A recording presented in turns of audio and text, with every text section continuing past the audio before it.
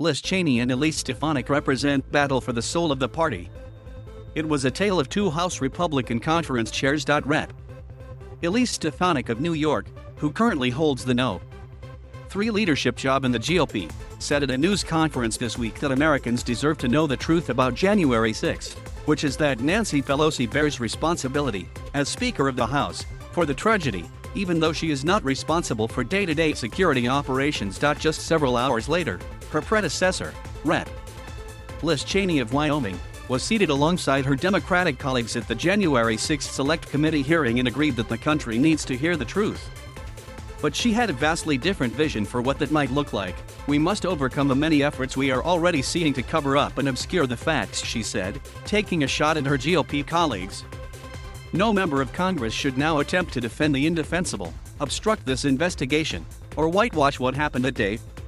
The night and day contrast between the current and former conference chairs, who were both dubbed rising GOP stars early on in their congressional careers, perfectly encapsulates the bitter rift in today's Republican Party, where lawmakers are still duking it out over the direction of the post-Trump GOP. But in a sign of where the party is headed, Stefanik is earning high marks from all across the Republican conference for her job performance thus far.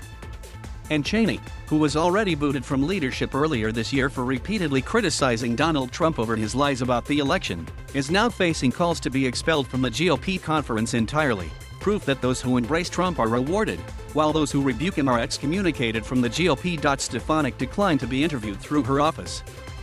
But she has made crystal clear how she now feels about Cheney, a woman whom Stefanik formally nominated for the conference chair position in 2018 and 2020 is a Pelosi Republican, a Pelosi pawn at this point, Stefanik told Fox News' Sean Hannity this week. She does not represent the Republican conference, or Republican voters, or the American people.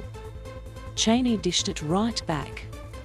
When presented with Stefanik's comments from the press conference earlier this week, Cheney told CNN's Jake Tapper, "If I was saying the things that you just played, I'd be deeply ashamed of myself." Cheney, however, said the fight is much bigger than an internal leadership battle. "We're clearly in a battle for the soul of the party. And I think it goes far beyond the House Republican conference," she told CNN on Thursday. "It's about whether our party is going to stand for the truth."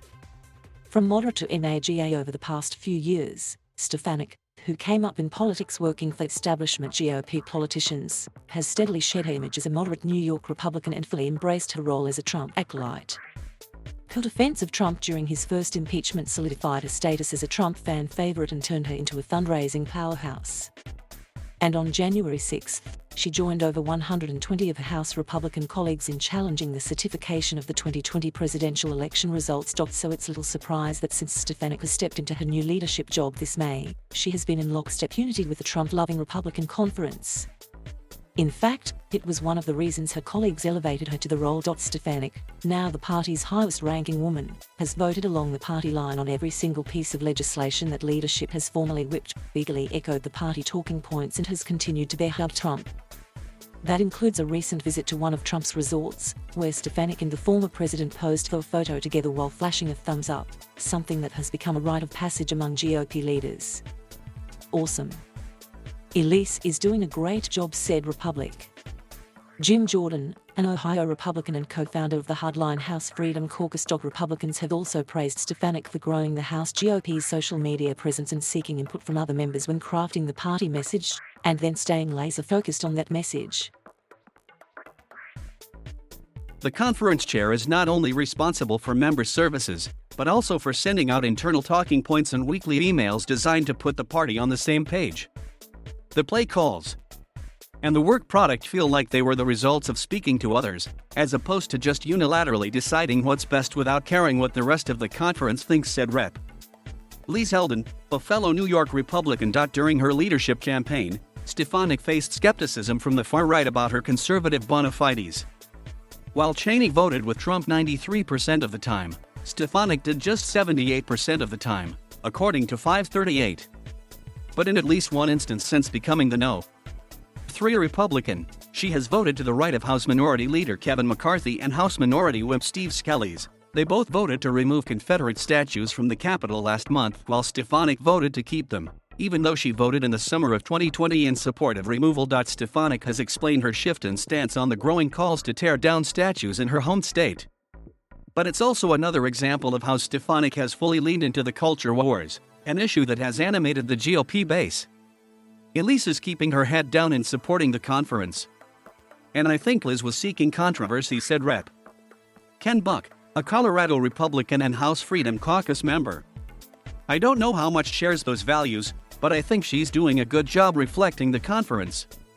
Cheney under fire on the opposite end of the spectrum. Cheney has reignited her fierce feud with the Trump wing of the party after she accepted a seat on the January 6 committee from Pelosi. In Wyoming, pro-Trump primary challengers have already lined up to take Cheney out. But Trump, who is thirsty for revenge after Cheney's impeachment vote, is now looking to endorse a single opponent to help solidify the anti-Cheney lane in the race. He even entertained a handful of contenders at his golf resort this week. Meanwhile, in Washington, members of the House Freedom Caucus are ramping up pressure on McCarthy to change their internal rules in order to make it easier to expel her and Rep. Adam Kinzinger, an Illinois Republican who also serves on January 6 panel. They've brought the issue up with McCarthy directly and held a press conference on Thursday to further pound that drum. Leadership, however, has shown little interest in punishing Cheney and Kinzinger. But Republican leaders, Stefanik included, have had no problem piling onto the public criticism, dubbing the duo as Pelosi Republicans. But even though McCarthy bragged about the GOP being a big tent party after Cheney survived the first attempt to oust her from leadership, Republicans rejected the notion that pushing out Trump critics like Cheney and Kinzinger makes the party less inclusive. They chose to leave said Republican Republic. Andy Biggs of Arizona, the head of the Freedom Caucus. The big tent is still there.